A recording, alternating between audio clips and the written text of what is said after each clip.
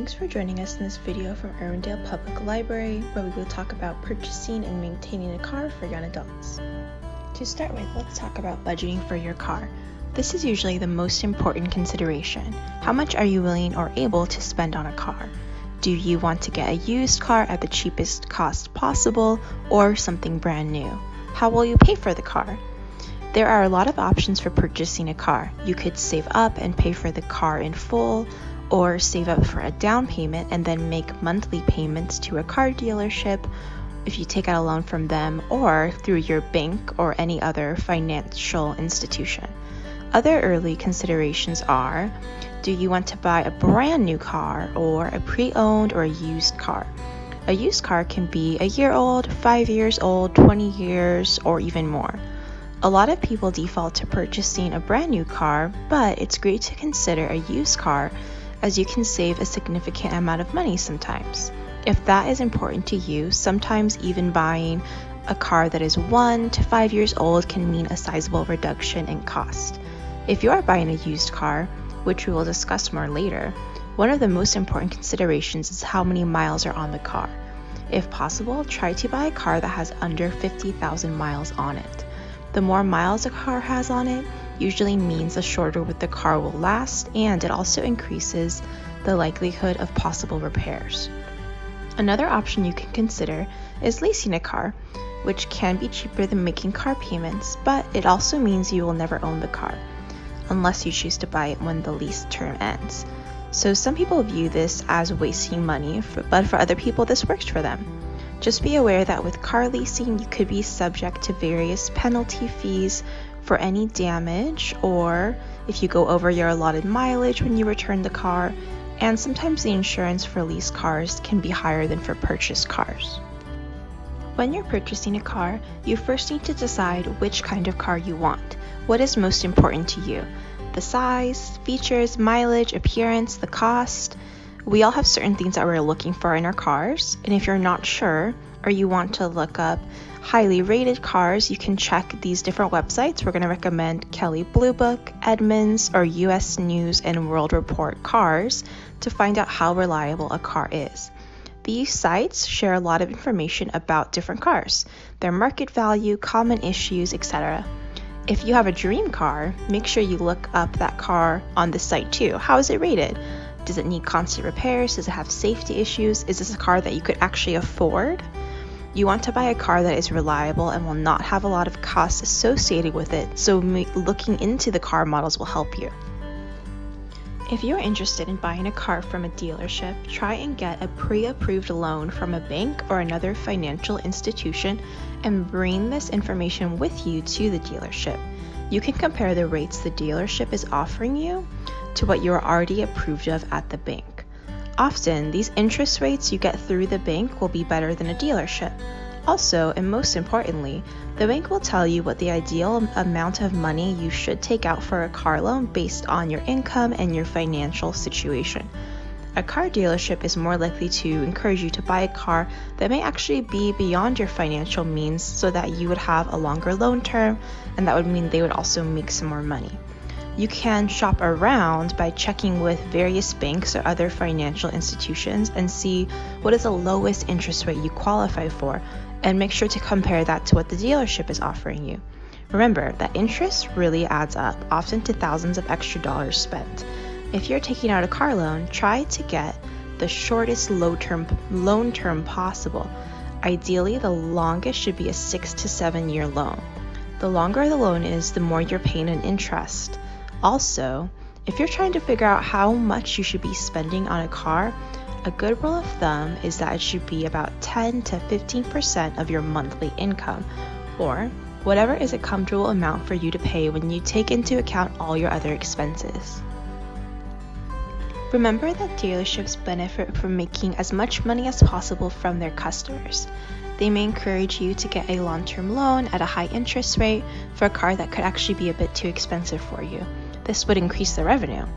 Also be aware that sometimes dealerships may pressure you or use different sales tactics to try and get more money.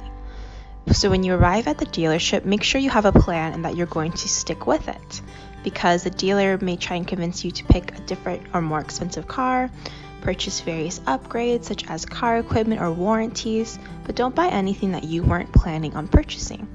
Also be aware of any hidden fees. Make sure you know the full cost of the car before you sign anything, and take a look at various dealerships. You can check more than one. You can also look at their inventory online. If you're looking online, you can often get a guaranteed price that you can print out and take with you to the dealership.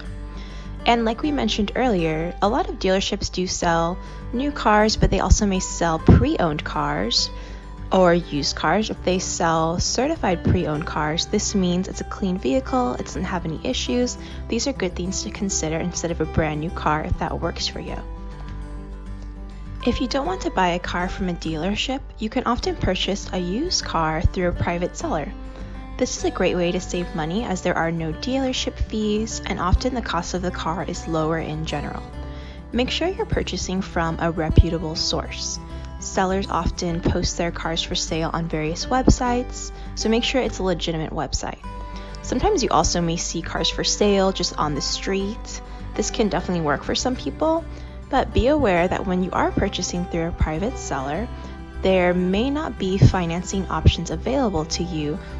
You definitely are not going to have the same ones you would find at a dealership. You can, however, get financing through your bank. Some websites that private sellers post their cars to do offer financing options. You can look into that, but make sure you're always comparing the different rates that you're being offered. You could also save up to pay for the car in full rather than going through a financial institution. Another thing to consider is there's always the risk of car issues or repairs that may be needed when you're buying from a private seller. To avoid this, you really must get the Carfax or the car report, which will tell you the car's history. It will talk about all the different repairs, accidents, and this is what you need to know. Also, don't buy a car until you can get it examined by a mechanic. It's okay if the seller brings the car to a mechanic himself and gives you an inspection report. Just make sure this was within 1 month of you purchasing the car, so that any issues that are in the car you will know about.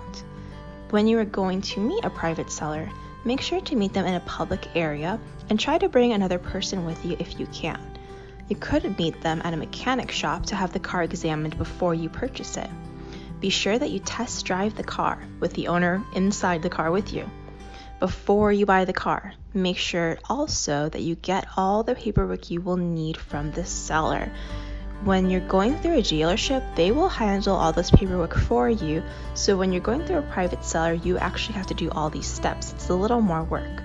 Some examples of paperwork that you will need, but you need to also research this yourself, includes items like the car registration, the bill of sale, the title, the VIN verification. It may seem a little overwhelming to go through a private seller, but a lot of people do it and they have success. Don't forget about other costs you'll need to keep in mind when buying a car. We've mentioned insurance, which can be paid monthly. You can pay for it sometimes twice a year or once a year. You can shop around online again and get the best price for insurance. You also need to decide the level of coverage that you want. The more comprehensive the insurance is, the more it will cost. You may prefer to get full coverage insurance or minimal coverage. The choice is yours. Your driving history, such as any accidents or tickets, and also how long you have been driving, your age, these will all be factors in the cost of your insurance. Gasoline is another expense that you will need to consider. Depending on how far you drive and also the gas mileage of your car, you may need to get gas every other week, every week. It really depends. Car repairs and car maintenance are another expense to keep in mind. Hopefully you won't have very many repairs, but it is likely at some point you will need to do some kind of repair.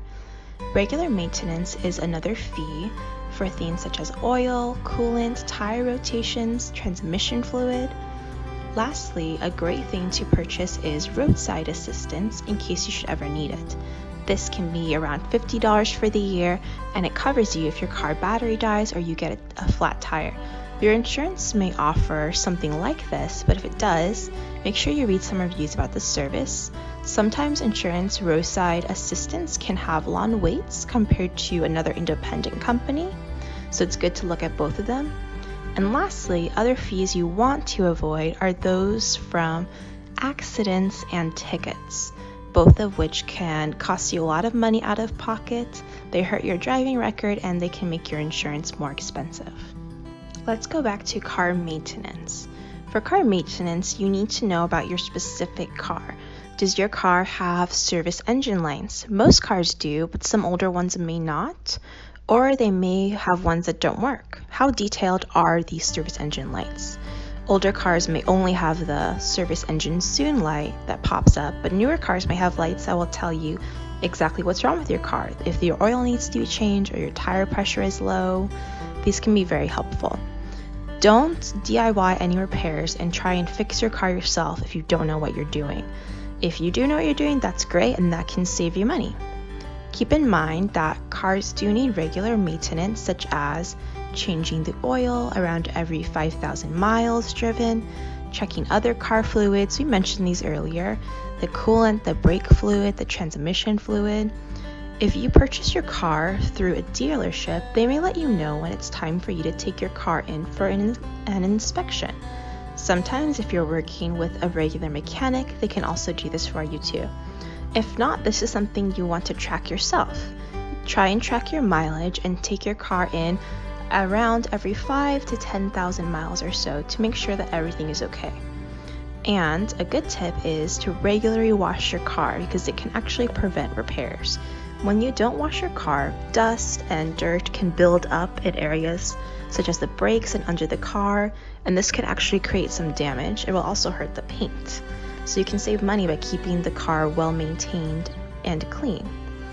And unfortunately, sometimes you may have to pay a significant amount of money for car repairs. Know that if you take your car in for regular maintenance, this can often mean repairs will be avoided as issues are caught early. But sometimes even when you do this, you do have to deal with expensive repairs. This is just another financial factor to keep in mind when you're purchasing a car. We hope we've provided you with some valuable tips for purchasing a car. Thanks for watching!